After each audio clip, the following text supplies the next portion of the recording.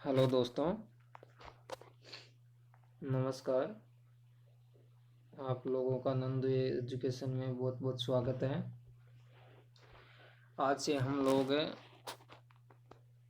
जो भारतीय इतिहास है उनका टॉपिक वाइज जो क्वेश्चन है उनकी व्याख्या करेंगे। आज से हम स्टार्ट करेंगे जो मौर्य काल है। मौर्य काल के सभी क्वेश्चनों के हल करेंगे। हम प्रतिदिन 10 क्वेश्चनों को हल करेंगे। धीरे धीरे धीरे धीरे हम ऐसे करते करते जो जितने भी इतिहास के जो टॉपिक है वो सारे कवर कर लेंगे। तो आज हम स्टार्ट कर रहे हैं मौर्य काल। मौर्य काल में जो आज का हमारा पहला क्वेश्चन है इसमें दे रखा है कि निम्नलिखित स्थानों पर विचार कीजिए। इसमें 3 स्थान दिए हुए हैं जो मौर्यकालीन है। Number 1 Ahraura, number 2 Dhauli, number 3 Girnar. अब इसके बारे में हमें क्या पूछा है, उपयुक्त स्थानों में कहाँ पर अशोक के शिलालेख मिलते हैं। तो जो ये 3 स्थान दे रखे हैं इन स्थानों में से हमें ये बताना है कि किन स्थान पर जो अशोक के शिलालेख मिलते हैं। ऑप्शन नंबर ए में दे रखा है केवल एक, ऑप्शन नंबर बी में दे रखा है 1 व 2 दोनों, ऑप्शन नंबर सी में दे रखे हैं 2 और 3, ऑप्शन नंबर डी में दे रखे हैं 1, 2 व 3। अब इसकी हम व्याख्या देख लेते हैं। नीचे उत्तर इसका आंसर क्या है, ऑप्शन नंबर डी 1, 2 और 3 तीनों।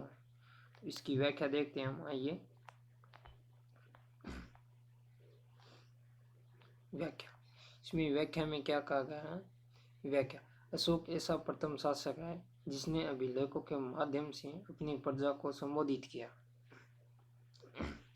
इसकी प्रेरणा उसे ईरानी शासक दारा प्रथम, डेरियस दारा प्रथम को डेरियस भी कहा गया है, से मिलती है।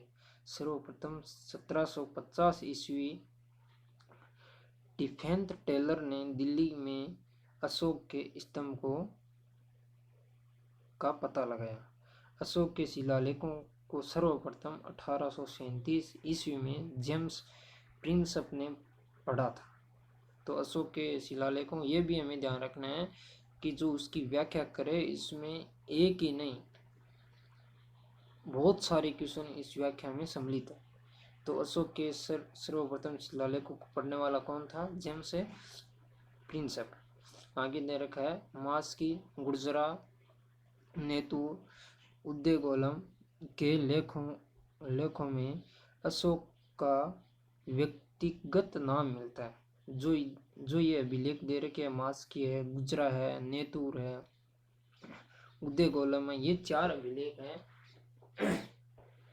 इन 4 अभिलेखों में जो अशोक का नाम अशोक मिलता है, मतलब व्यक्तिगत नाम मिलता है इसका। अशोक के शिलालेख 8 विभिन्न स्थानों से पाए गए हैं। नंबर 1 शाहबाजगढ़ी, पेशावर में पड़ता है जो पाकिस्तान में।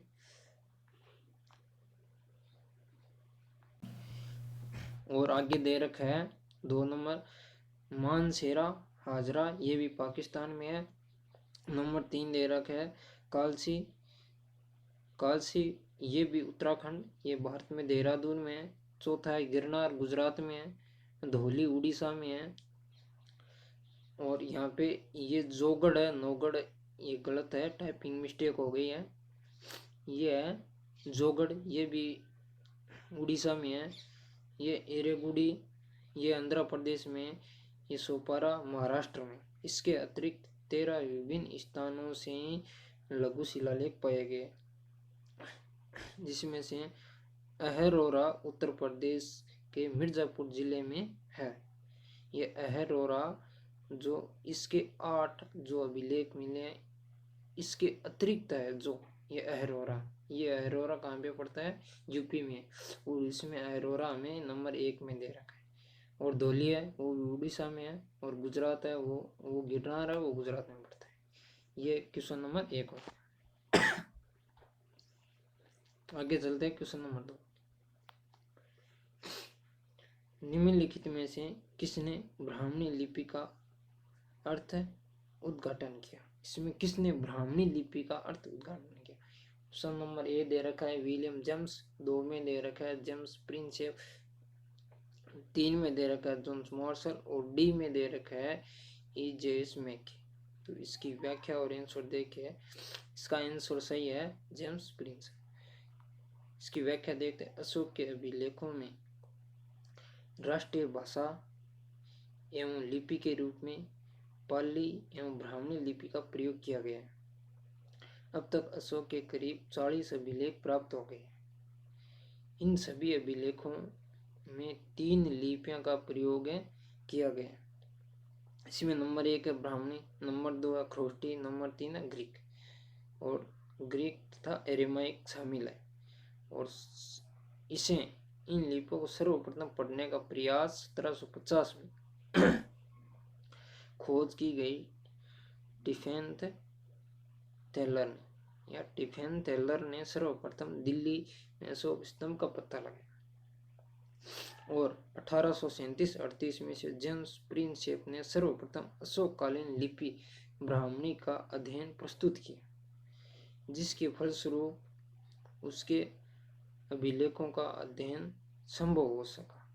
इस प्रकार ब्राह्मणी लिपि को पढ़ने की विधि सर्वप्रथम खोज जेम्स प्रिंसेप ने ही की थी।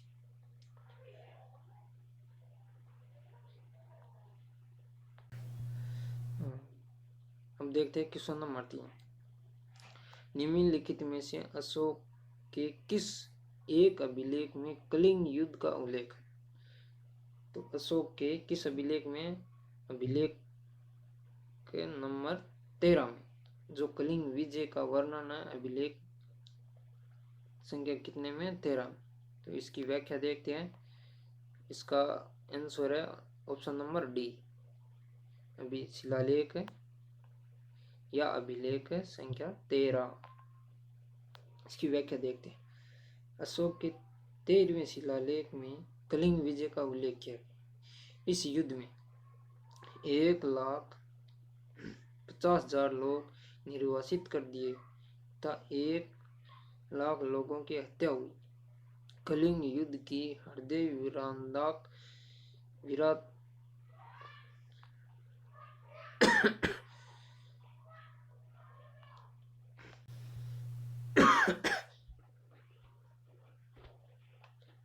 क्वेश्चन नंबर 4 है। प्राचीन भारत के संदर्भ में कारसारपण क्या था? कारसारपण क्या था? ताम्रपत्र अभिलेख, साधारण प्रचलित सिक्के, शैलकड़ी मुद्रा और मंदिरों की शिला भित्तियों पर उत्कीर्ण अभिलेख। तो इसका राइट आंसर होगा दोस्तों ऑप्शन नंबर बी, साधारण प्रचलित सिक्के। जो कारसारपण था वह मौर्य काल में जो चांदी का सिक्का होता था उसको, जो प्रचलित मुद्रा थी चांदी की, उसको कारसारपण बोलते थे। इसका देखते हैं हम ऑप्शन नंबर बी। उसकी व्याख्या देखते हैं। प्राचीन भारत के संदर्भ में कारसारपण साधारणतः प्रचलित मुद्रा या सिक्के थे।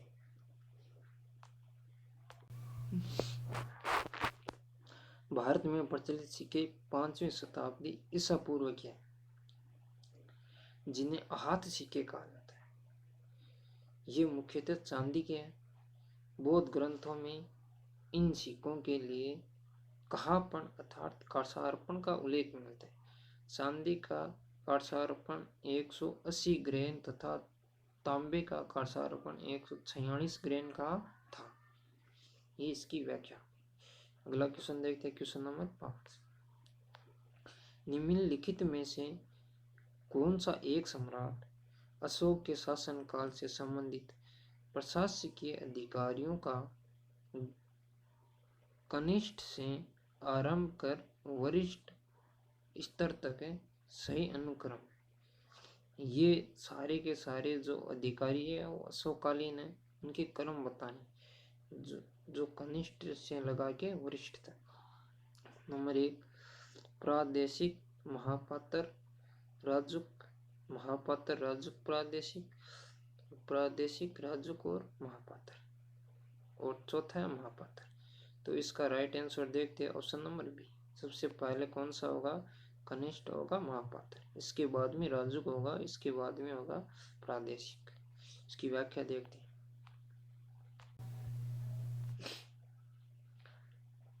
अशोक के शासनकाल में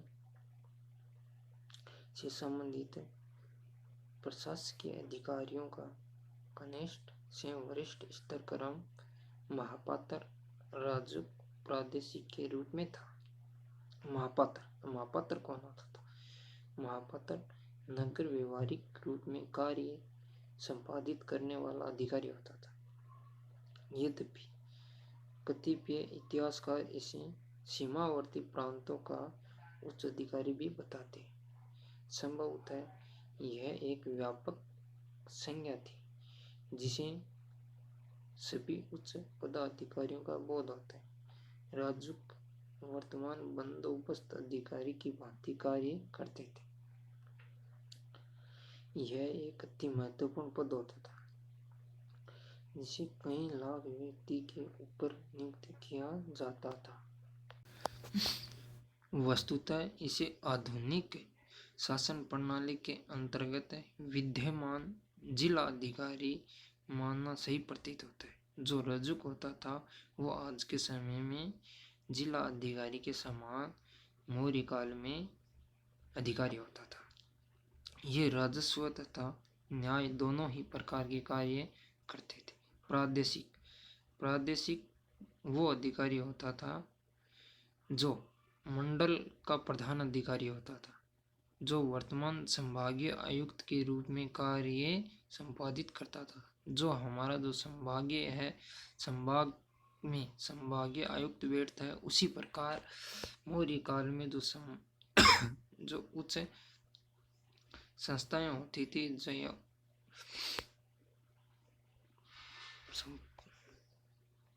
जो मंडल होता था उसका प्रधान अधिकारी कौन होता था? प्रादेशिक होता था। वह न्याय संबंधित कार्य भी करता था। ये तीनों के तीनों किसकालीन? मौर्यकालीन, जो अशोक के शासनकाल के अधिकारी। क्वेश्चन नंबर 6 देखते हैं। अगला क्वेश्चन नंबर 6। सम्राट अशोक के संदर्भ में निम्नलिखित कथनों पर विचार कीजिए। इसमें 2 कथन दिए हुए हैं, कथनों को बताना है सम्राट अशोक के बारे में।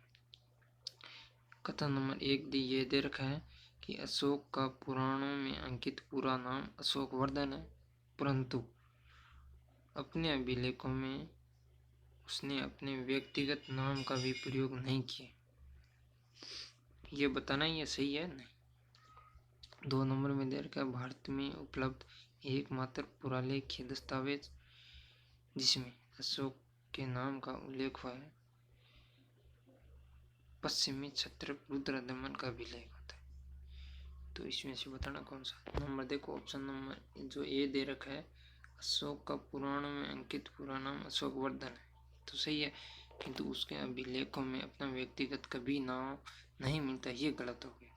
जो अशोक के मास्की, गुर्जरा, उर्देगोलम, नेटूर, ये जो अभिलेख है, उन अभिलेखों में अशोक का नाम क्या मिलता है? व्यक्तिगत नाम मिलता है। तो इसका राइट आंसर देखते हैं ऑप्शन नंबर डी। न तो ए है न ही 2 है। चलो इसकी व्याख्या देखते हैं दोस्तों। व्याख्या, अशोक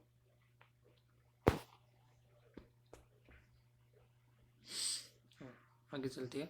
अशोक का पुराणों में अंकित पूरा नाम अशोकवर्धन मिलता है, ये तो सही है, किंतु इसके अतिरिक्त अशोक के दक्षिण भारत में प्राप्त मास्की, गुर्जरा, नेटू, उद्देगोलम अभिलेखों में व्यक्तिगत नाम का भी उल्लेख किया गया है। मास्की, उद्देगोलम अभिलेख कर्नाटक राज्य में रायचूर तथा बेल्लारी से प्राप्त हुई है, जबकि गुर्जरा अभिलेख मध्य प्रदेश के दतिया जिले में है। आगे चलते हैं। यद्यपि क्षत्रप रुद्रदमन के जूनागढ़ अभिलेख में अशोक के नाम का उल्लेख किया गया है, किंतु ये एकमात्र ऐसा अभिलेख अभिलेख अथवा पूरा लेखित दस्तावेज नहीं है जिसमें अशोक का नाम उल्लेखित है, क्योंकि उसके स्वयं के अभिलेखों में भी इस तथ्य के प्रमाण मिलते हैं। इसी प्रकार प्रसंगत दोनों ही विकल्प सही उत्तर की दृष्टि से गलत है। चलो अगला क्वेश्चन देखते हैं और आज का लास्ट क्वेश्चन। क्वेश्चन नंबर 7, ब्राह्मणी लिपि को पढ़ने की विधि किसने खोज निकाली थी? ये क्वेश्चन पहले भी आ चुका है और ये क्वेश्चन दोस्तों रिपीट हो गए। तो इसका सही आंसर होगा जेम्स प्रिंसेप। इसकी व्याख्या देख लेते हैं। अशोक के अभिलेखों में राष्ट्रीय भाषा एवं लिपि के रूप में पाली एवं ब्राह्मणी लिपि का प्रयोग किया गया है। अब तक अशोक के करीब 40 अभिलेख प्राप्त हुए। इस सभी अभिलेखों में 3 लिपियां का प्रयोग किया गया है, जिसमें से ब्राह्मणी, ख्रोष्टी, ग्रीक तथा एरेमाइक शामिल होती है। 1750 ईस्वी में स्टीफेन थेलर ने सर्वप्रथम दिल्ली में अशोक स्तंभ का पता लगाया, और अशोक स्तंभ का पता लगाने वाला सर्वप्रथम व्यक्ति कौन था? Stephen Thaler. कब लगाया था? 1750 में। और तभी उसके स्तंभ लेखों का अध्ययन शुरू हुआ। 1837-38 में जेम्स प्रिंसेप ने सर्वप्रथम अशोककालीन लिपि ब्राह्मणी का अध्ययन प्रस्तुत किया, जिनके फलस्वरूप उसके अभिलेखों का अध्ययन संभव हो चुका। इसी प्रकार ब्राह्मणी लिपि को पढ़ने की विधि सर्वप्रथम अशोक जेम्स प्रिंसेप ने ही की थी। तो यह हमारे आज की जो मौर्यकालीन टेस्ट सीरीज चल रही है, पहली टेस्ट, जो 7 क्वेश्चन हैं वो समाप्त हो चुके हैं, और अगले क्वेश्चन हम नेक्स्ट डे में लाएंगे। धन्यवाद।